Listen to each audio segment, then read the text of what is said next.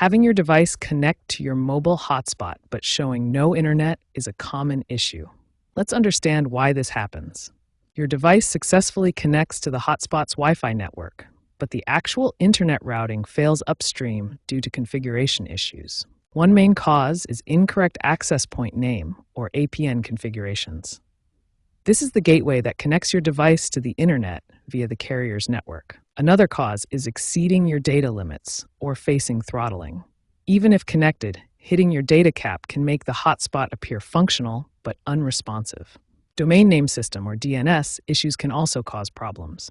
DNS translates website names into IP addresses, and a faulty server can prevent loading pages despite connectivity. Dial-up networking, or DUN, though outdated, can still cause issues in some legacy setups where hotspot mode isn't properly configured. As of 2025, advancements include AI-driven diagnostics in Android 15 and iOS 18 that automatically scan for and suggest fixes. Carriers have also rolled out over-the-air updates for APN profiles, dynamically adjusting settings based on location and network load. Understanding these core elements, APN, DUN, data, and DNS, helps in effective troubleshooting of hotspot issues. To fix this, start by verifying your APN settings.